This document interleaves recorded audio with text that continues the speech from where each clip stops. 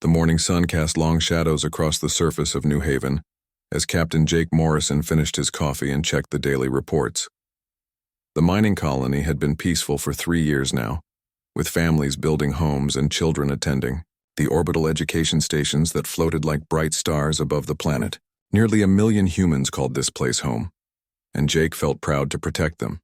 "Another quiet day," said Dr. Lisa Parker as she joined him on the observation deck. She ran the medical facilities and had become Jake's closest friend since arriving on New Haven. "The kids are excited about the science fair next week. My daughter keeps talking about her project on crystal formations." Jake smiled.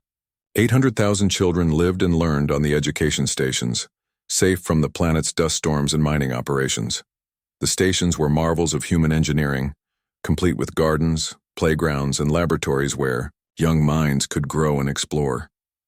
"Sometimes I forget how dangerous the galaxy can be," Jake said, watching a transport shuttle carry supplies up to Station 7. "Out here it feels like we're building something good." Lisa nodded. "My patients are healthier and happier than anywhere I've worked, the children especially. They're growing up thinking the universe is full of possibilities." Neither of them noticed the dark shapes moving through hyperspace toward their world. Amy Rodriguez was running flight checks on her transport when the first alarm sounded. As the colony's lead pilot, she knew every sound the warning systems made. But this one was different. This was the deep, urgent tone that meant immediate danger. "All stations, this is Control," came the voice over the radio. "We have multiple contacts emerging from hyperspace. Large ships, unknown configuration." Amy's blood went cold. New Haven was on the edge of human space, far from any major shipping lanes. Large unknown ships could only mean one thing. Jake was already running toward the command center when the second alarm joined the first. Through the windows, he could see people stopping in the streets, looking up at the sky with confusion and growing fear. "Captain Morrison to command center." He spoke into his communicator as he ran. "What's our situation?" "Sir, we have 12 massive ships taking positions around the planet. They're not responding to our communications." Jake burst through the doors of the command center to find his staff staring at the main display screen. The ships were enormous, easily 10 times larger than anything humans had built. Their design was alien, with sharp angles and dark metal that seemed to absorb light. "Have they made any demands?" Jake asked. "Nothing, sir. They've been silent since they arrived." On the orbital stations, children were pressing their faces against the viewing ports, pointing at the strange ships with excitement rather than fear. Their teachers tried to maintain normal classes, but everyone could feel the tension growing. "This is Captain Morrison of New Haven Colony," Jake broadcast on all frequencies. "You have entered human space without permission. Please identify yourselves and state your intentions." The response came not in words but in action. Weapon ports opened along the sides of the alien ships, revealing arrays of energy cannons that began to glow with deadly light. "Oh God," whispered the communications officer. "They're targeting the education stations." Amy was already in her ship, engines warming up, when the first shots fired. Beams of brilliant energy lanced out from the alien vessels, striking Station 1 with devastating precision. The explosion lit up the sky like a second sun, and Amy watched in horror as 8,000 children died in an instant. "All pilots, emergency launch." Jake's voice cracked over the radio. "Get to those stations now." But even as Amy and the other pilots raced toward orbit, the alien ships continued their methodical destruction. Station 2 exploded in a ball of fire, then Station 3. The aliens were taking their time, making sure each station was completely destroyed before moving to the next. "Please," Jake broadcast desperately. "Those are children. Innocent children. What do you want from us?" Still, the aliens remained silent. Station 4 vanished in another explosion. Lisa ran through the medical center preparing for casualties, but deep in her heart, she knew there would be none. No one could survive those explosions. Her hands shook as she thought of all the young patients she had treated. Children who had come to her with scraped knees and broken arms. Children who would never grow up now. Amy reached the edge of the battle zone just as Station 5 died. Her ship was fast, but the alien weapons were faster. When she tried to approach Station 6, energy beams flashed past her cockpit, forcing her to pull back. "I can't get close enough," she reported. "Their firepower is too heavy." "Keep trying," Jake ordered, though he knew it was hopeless. "Get anyone you can." Station 6 exploded, then 7. Amy watched helplessly as evacuation pods from Station 8 tried to escape, only to be picked off one by alien fighters that moved like deadly insects through space. On the ground, people stood in the streets and watched their children die. Some screamed. Some fell to their knees. Others simply stared in shock at the lights in the sky that marked the end of so many young lives. Jake felt something break inside him as Station 10 disappeared. These weren't military targets. There were no weapons on the education stations. No strategic value except for the knowledge and hope they represented. The aliens were murdering children for no reason he could understand. The last 2 stations tried to run, their engines straining to reach hyperspace before the aliens could stop them. For a moment, Jake dared to hope.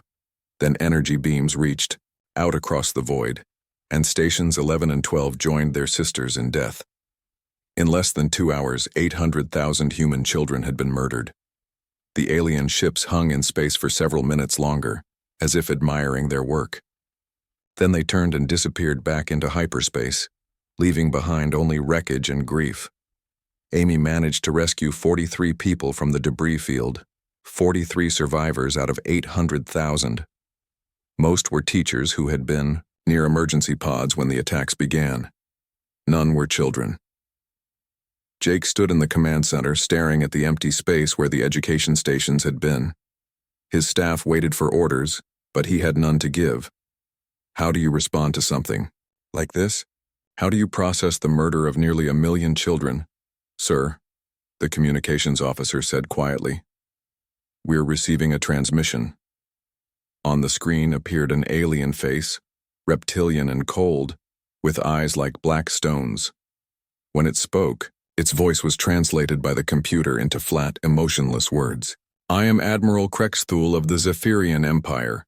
Your species has expanded into territory that belongs to us. This demonstration was necessary to show you the price of defiance. Withdraw from all systems beyond your home world, or face complete extinction." The transmission ended. Jake looked around at his surviving staff, at Lisa with tears streaming down her face, at Amy still covered in debris from her rescue attempts. They all looked to him for answers he didn't have. "Get me a secure channel to Earth," he said finally. "Priority Alpha." "Sir, Earth needs to know what happened here. They need to know what these aliens are capable of." Jake's voice grew harder with each word. "And they need to know that 800,000 human children are dead." As the rescue ships prepared to leave New Haven, carrying the survivors and the terrible news back to human space, Jake took one last look at the empty sky. Somewhere, out there, the aliens thought they had taught humanity a lesson about power and fear. They had no idea what they had really done.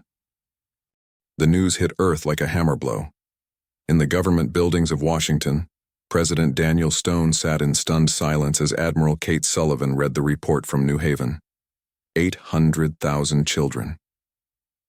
The number seemed impossible, too large to be real. "Are we certain about these numbers?" President Stone asked, his voice barely above a whisper. "Captain Morrison confirmed it 3 times, sir. The aliens destroyed every education station. We have recordings of the attack."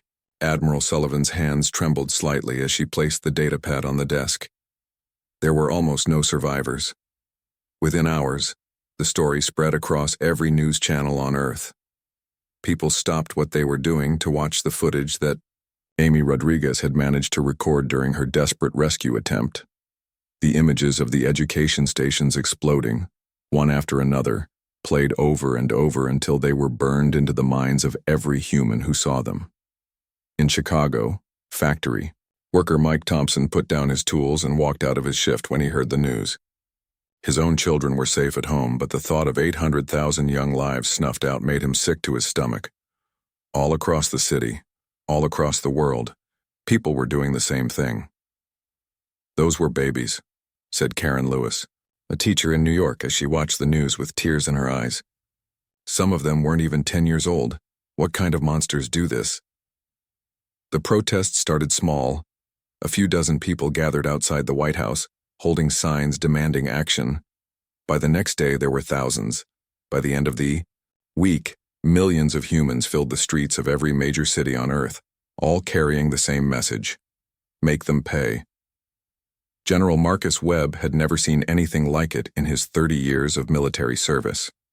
The recruitment offices were overflowing with volunteers, many of them parents who wanted to do something, anything, to strike back at the aliens who had murdered human children. "We need ships, General," said Colonel Alex Turner, one of Webb's most trusted officers. "More ships than we've ever built. These people want blood, and I don't blame them." Webb nodded grimly. He had already put in orders for the largest military buildup in human history. Every shipyard was working around the clock, and new ones were being built as fast as possible.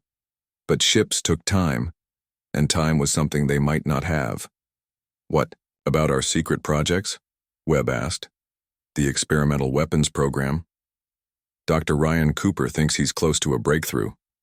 Something about quantum disruption technology.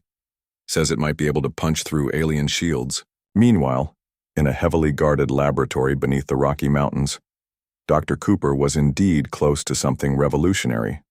The wreckage from New Haven had provided crucial data about alien technology, and Cooper's team had been working without sleep for days to analyze it. "The aliens use energy shields," Cooper explained to his assistant, Dr. Nancy Price. "But they're based on particle harmonics that we can disrupt at the quantum level. If we can build torpedoes that phase shift at the moment of impact, we could bypass their defenses entirely," Nancy finished. "Ryan, this could change everything." Cooper looked at the test results on his screen. The quantum disruption torpedo was still experimental, but the early tests were promising. Very promising. "Get me Admiral Sullivan," he said. "I think we have something she needs to see." On the bridge of the battleship Yorktown, Captain Morrison found himself promoted to Admiral overnight. The survivors from New Haven had become symbols of human determination, and Morrison was now leading the intelligence-gathering efforts against the Zephyrian Empire. Working with him was Lieutenant Commander Tracy Miller, a sharp young officer who specialized in alien communications and strategy. Together, they were piecing together everything humanity knew about their new enemies. "The Zephyrians control 47 star systems," Tracy reported, pointing to the holographic display in the war room. "But their forces are spread thin. They're dealing with rebellions on at least a dozen worlds." "Rebellions?" Morrison asked, leaning forward with interest. "Other species they've conquered. The Zephyrians aren't well loved, Admiral. They rule through fear and violence just like they tried to do with us." Morrison studied the star map, seeing opportunity in the scattered Zephyrian fleets. "If we hit them hard and fast at multiple points, they won't be able to concentrate their forces." "That's what I'm thinking, sir. But we'll need a massive fleet to pull it off." Back on Earth, the massive fleet was taking shape. Admiral Sullivan walked through the orbital shipyards, watching as thousands of workers assembled the largest armada humanity had ever produced. The new ships were bigger, faster, and more heavily armed than anything that had come before. "How many ships will we have?" asked President Stone during their weekly briefing. "Over 2,000, sir. Battleships, carriers, destroyers, and support vessels. Every shipyard in human space is contributing." "And the aliens?" "Intelligence suggests they have maybe 800 ships in their core territories.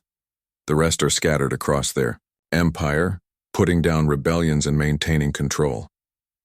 President Stone nodded slowly. For the first time since hearing about New Haven, he felt a flicker of hope. "When do we launch?" "Dr. Cooper's weapons should be ready in 2 months. The year. Fleet will be assembled by then." But the Zephyrians were not idle. On the imperial capital world of Zephyria Prime, Admiral Krexthul received disturbing reports from his spies in human space. "They're building ships, Admiral," reported Commander Vashtek. "Thousands of ships. Our intelligence suggests they're planning some kind of major offensive." Krexthul dismissed the report with a wave of his clawed hand. "Humans are weak. They cried and begged when we destroyed their young. They'll surrender when we show them more force." "But sir, the numbers," Numbers mean nothing without courage, and humans have no courage. They are soft creatures who care too much about their offspring. That weakness will destroy them. Emperor Vexmar agreed with his admiral. From his throne room, he looked out at the mighty Zephyrian fleets and felt secure in his power. The humans would come crawling to him soon enough, begging for mercy and offering tribute. Let them build their little ships, the Emperor said to his advisors. When they arrive, we will destroy them all and finish what we started at New Haven. But the Emperor had never dealt with humans before. He had never seen what they were capable of when their children were threatened.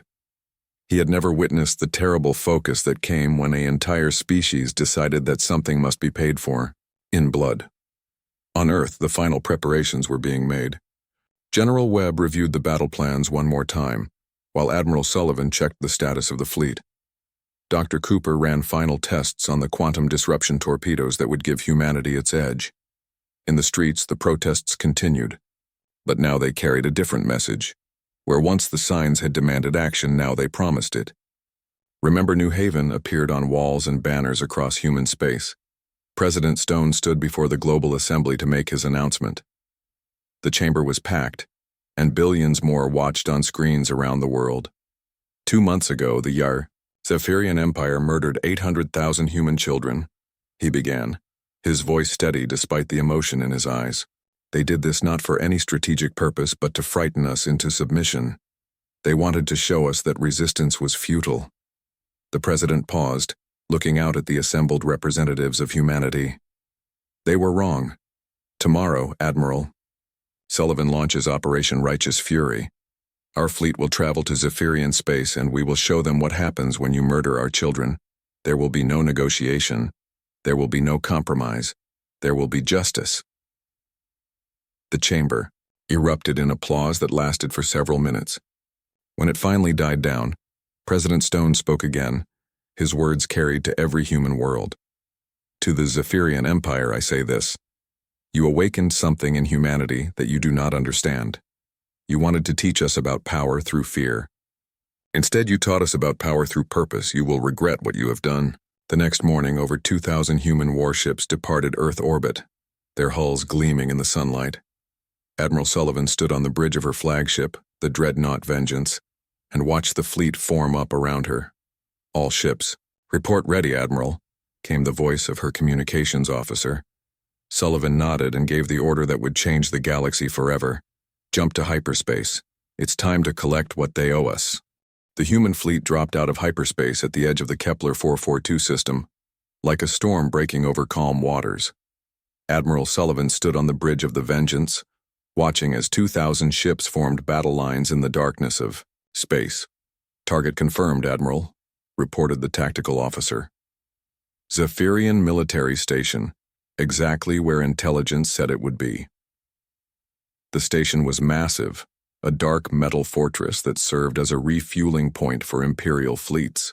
According to their information, it held fuel supplies for half the Zephyrian Navy, plus ammunition, spare parts, and prisoners from conquered worlds. Any sign of their defense fleet? Sullivan asked. 6 ships in dock, Admiral.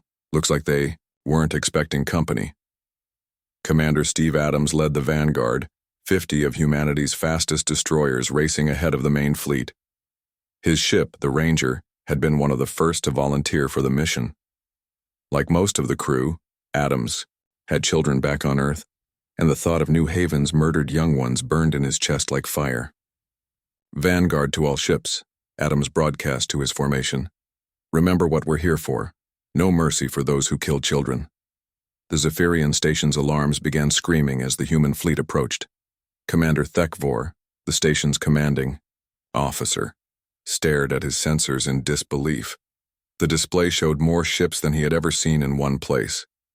Get me Admiral Krexthul immediately, Thekvor ordered, and launch all available fighters. But the human fleet was already too close. Adams and his destroyers opened fire with the new quantum disruption torpedoes that Dr. Cooper had designed. The weapons phased through the station's shields as if they weren't there, tearing huge holes in the alien structure. Impossible, Thekvor gasped as explosions rocked his command center. Nothing can penetrate our shields. The 6 Zephyrian ships in dock tried to launch, but they were sitting targets. Human fighters, led by Amy Rodriguez in her new interceptor Lightning, swarmed over them like angry wasps. Amy remembered the children she had failed to save at New Haven, and her weapons fire was deadly accurate. "This is for Station 1, she whispered as her torpedoes destroyed the first alien ship. "And Station 2 and 3. Within an hour, the battle was over. The Zephyrian station was crippled, its defenses destroyed, and all 6 enemy ships reduced to burning wreckage. But Admiral Sullivan wasn't interested in just destroying the station. She wanted what was inside. Colonel Maria Santos led the boarding parties, 2,000 human marines in powered armor storming through the station's broken hull. The Zephyrians fought back with energy weapons and claws, but the humans fought with something the aliens had never faced before: the cold fury of parents seeking justice. "Secure all computer cores," Santos ordered, as her troops moved through the station's corridors. "And find the prisoner sections. Intelligence says they're holding humans here." They found the prisoners 3 levels down, in cages barely large enough for a human to stand. Major Ashley Turner was the first through the door, and what she saw made her sick with rage. Dozens of humans captured from other colonies were being held in conditions worse than animals. "Get them out of here," Turner ordered her medics. "All of them." But it was what they found in the commander's quarters that changed everything. Admiral Morrison, who had come aboard to interrogate the captured Zephyrians, discovered a collection of data crystals hidden in a wall safe. "What are these?" he asked the captured Commander Thekfor. The alien said nothing, but Dr. Lisa Parker, who had joined the fleet as chief medical officer, managed to access the crystals using captured Zephyrian equipment. What she found made her hands shake with rage. "Jake," she called Morrison over to the display. "You need to see this." The crystals contained recordings from the attack on New Haven, but not from any human source. These were Zephyrian recordings, broadcast live to the Imperial capital during the massacre. The aliens had turned the murder of 800,000 children into entertainment. "They were watching," Parker whispered, her voice breaking. "The Imperial nobles were watching our children die, and they were enjoying it." Morrison watched, the recordings in horrified silence. He could see Zephyrian aristocrats cheering as each education station exploded. He could hear their laughter as the children died. Some of them were even placing bets on how long the stations would last. "Copy everything," Morrison ordered through gritted teeth. "Every file, every recording. The president needs to see this." But the crystals contained more than just recordings of New Haven. They held evidence of other massacres, other worlds where the Zephyrians had committed genocide for sport. Entire species had been wiped out while Imperial nobles watched and laughed. Commander Paul Jackson was among the rescued prisoners, a colony administrator who had been captured during a raid 6 months earlier. His information about Zephyrian fleet movements was invaluable, but his personal account of Imperial cruelty was even more important. "They don't just conquer worlds," Jackson told Morrison in the medical bay. "They enjoy the suffering. The worse they can make it, the more they like it. What they did to your children wasn't unusual for them. It was just another show." The news spread through the human fleet like wildfire. Crew members who had been professional soldiers became something else, something harder and more dangerous. The Zephyrians hadn't just committed an act of war. They had revealed themselves to be monsters who killed for pleasure. Admiral Sullivan received reports that 3 more Zephyrian outposts had fallen to human forces. Each battle followed the same pattern. The aliens were caught completely off guard by the quantum disruption weapons and the fierce determination of the human attackers. "They're trying to recall their scattered fleets," reported Admiral Morrison during a strategy meeting. "But it's too late. We're hitting them faster than they can respond." The Zephyrians attempted a counterattack at the Vega system, sending 20 ships against a human patrol. But the human ships were ready, and the battle turned into a slaughter. Not a single Zephyrian vessel escaped. Captain Rodriguez, now promoted to squadron leader, led the pursuit of fleeing alien ships across 2 star systems. Her pilots had seen the recordings from New Haven, and they gave no quarter to the retreating enemy.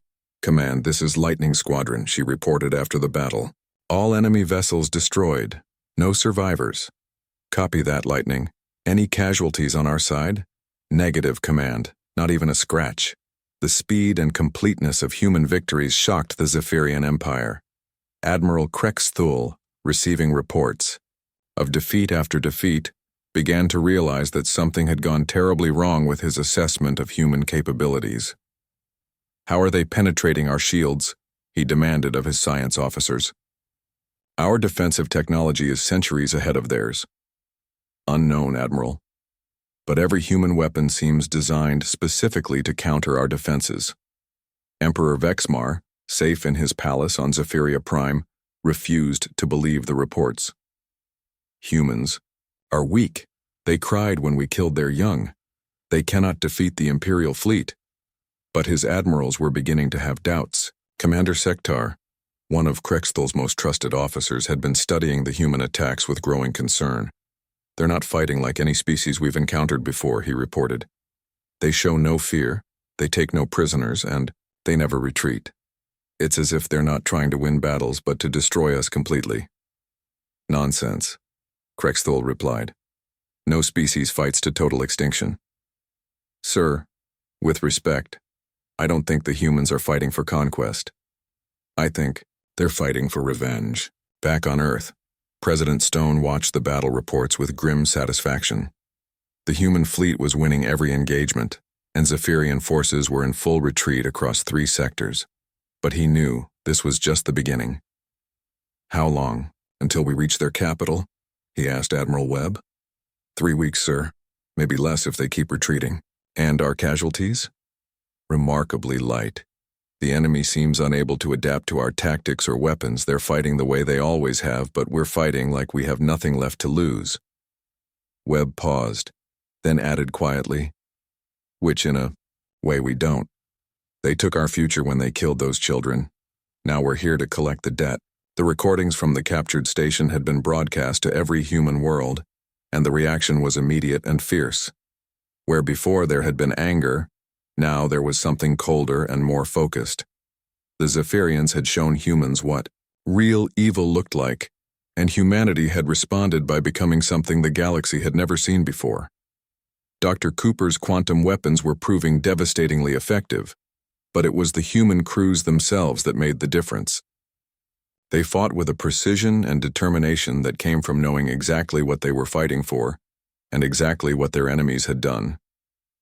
Admiral Sullivan stood on her bridge, watching the stars wheel past, as the fleet jumped toward their next target. Somewhere ahead lay Zephyria Prime and the final confrontation with the Empire that had murdered 800,000 human children. "Admiral," her communications officer called out, "we're receiving surrender offers from 3 more Zephyrian worlds. They want to negotiate." Sullivan didn't even hesitate. "Ignore them. We're not here to accept surrenders. We're here to end this." The human fleet emerged from hyperspace at the edge of the Zephyria Prime system, and Admiral Sullivan felt her breath catch at the sight before them. The alien capital world hung in space like a dark jewel, surrounded by the largest concentration of enemy ships she had ever seen. "Count them," she ordered her tactical officer. "Over 300 ships, Admiral. Battleships, carriers, destroyers, everything they have left." Admiral Krexthul had gathered the remaining Imperial fleet for one final stand. His massive flagship, the Dark Victory, sat at the center of the formation like a metal mountain. The alien admiral knew that if Zephyria Prime fell, the Empire would die with it. But the human fleet had grown too. Ships from liberated alien worlds had joined them, crews who had suffered under Zephyrian rule and wanted their own revenge. The Corvani sent their sleek cruisers, the Thaxians brought their heavy bombers, and dozens of other species added their strength to humanity's cause. "Open a channel to all frequencies," Admiral Sullivan ordered. "I want everyone to hear this." The transmission reached every ship in both fleets, every home on Zephyria Prime, and the Imperial Palace, where Emperor Vexmar sat on his throne. "This is Admiral Kate Sullivan of the human fleet," she began, her voice cold as space itself. 8 months ago, Your empire murdered 800,000 human children for your entertainment. You turned their deaths into a show for your nobles to enjoy.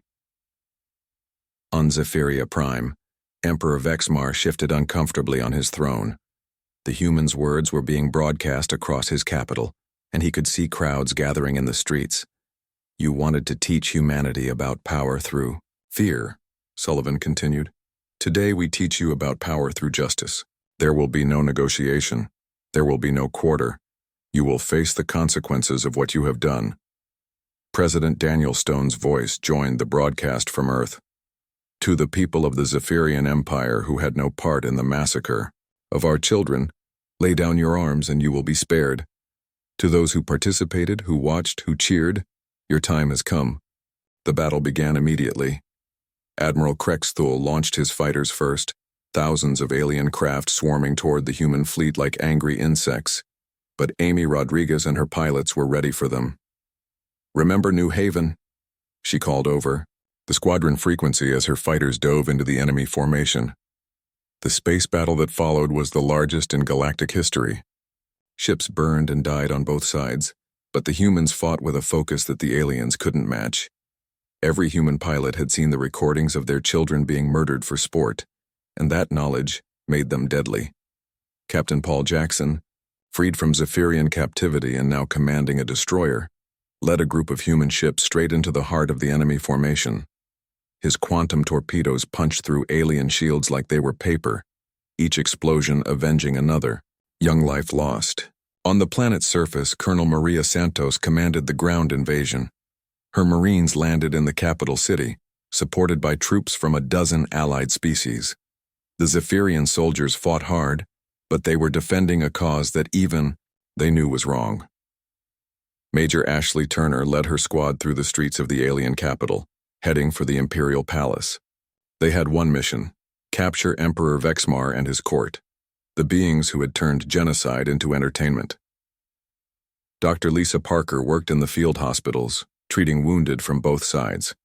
But when Zephyrian prisoners were brought in, she checked their records first. Those who had participated in the New Haven massacre received no treatment from her hands. You watched our children die for fun, she told one wounded alien officer. Now you can watch yourself die. The alien looked at her with something like understanding. We didn't know you would come. We thought you were weak. We are not weak, Parker replied. We are parents, and you killed our young. In space, the battle raged for hours. The Zephyrian fleet was larger, but the human ships fought with technology designed specifically to counter alien defenses. More importantly, they fought with a purpose that went beyond military objectives. Admiral Morrison cornered the Dark Victory as other human ships engaged the rest of the enemy fleet. The alien flagship was massive and heavily armed, but Morrison's battle group surrounded it like wolves around a wounded elk. Surrender your ship, Krexthul, Morrison broadcast. Face justice for what you've done. The alien admiral's reply came back filled with static and desperation. You don't understand. We rule 47 worlds. We have power beyond your imagination. You had power, Morrison corrected. Now you have nothing but the debt you owe for 800,000 lives. The Dark Victory's shields failed under concentrated human fire. Morrison's Marines boarded the alien flagship, fighting through corridors filled with desperate defenders. They found Admiral Krexthul on his bridge, still trying to coordinate a defense that was already lost. You killed children, Morrison said simply as his soldiers surrounded the alien commander. For entertainment. Krexthul looked at the human admiral with eyes that were finally beginning to understand. It was just another conquest. Just another show of force. Those were 800,000 individual lives. 800,000 futures you ended for your amusement. Morrison forced the alien to watch recordings of the children at play, learning and laughing in the education stations before they. For the first time, Krexthul seemed to grasp the magnitude of what his species had done. We didn't think they were just numbers to us. They were everything to us, Morrison replied. On the planet's surface, Major Turner's team reached the Imperial Palace as alien resistance crumbled around them. Emperor Vexmar sat on his throne, surrounded by the last of his guards, still refusing to believe that his empire could fall to the species he had tried to terrorize. "Humans are weak," he insisted even as Turner's soldiers entered his throne room. "You cry for your young, you have no strength." Turner removed her helmet and looked at the alien emperor with eyes full of cold fire. "You're right. We do cry. For our young.